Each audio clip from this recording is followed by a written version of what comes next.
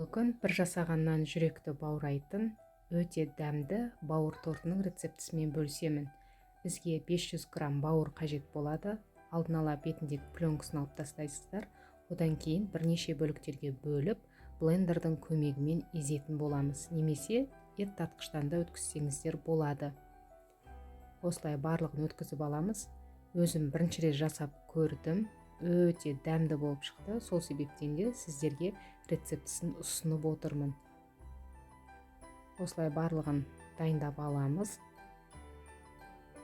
Кейін оның үстіне сүтті құямыз. Салқын сүтті қоссаңыздар болады. Одан кейін дұршылақ қажет болады.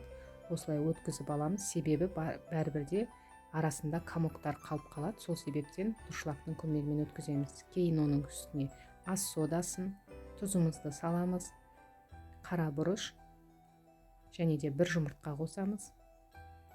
Жақсылап араластырамыз.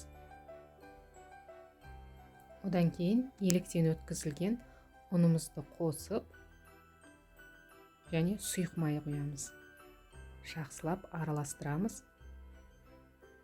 Араластырған соң бізде бәрібірде осындай комоктар болады. Сол себептен бір-екі қайтара аз-аздан құя отырып блендермен тағы да езіп аламыз. Осылайынан барлығын тез-тез өткізіп аласыздар.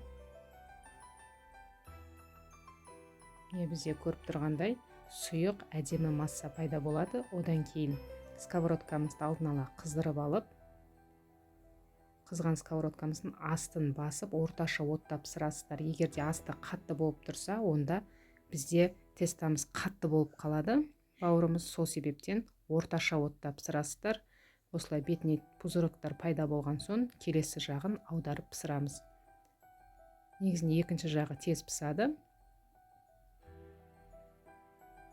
Барлығын осылай әдемілеп пісірамыз. Бізде бауырымыз дайын болды. Енді ортасына салмасын дайындаймыз. Оған бізге укроп, майонез және де 3 бас чеснок қажет болады.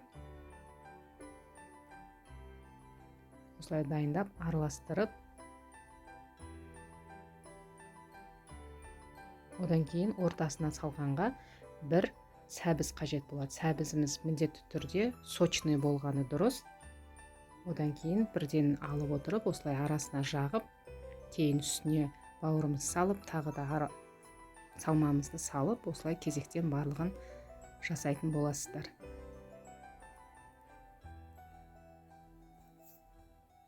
Бетін әрлеу енді ол өз идеяларыңызға қарай әрлейсіздер.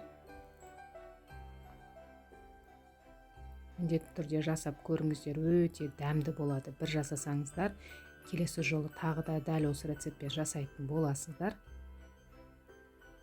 Себебі өте жұмсақ болып шығады.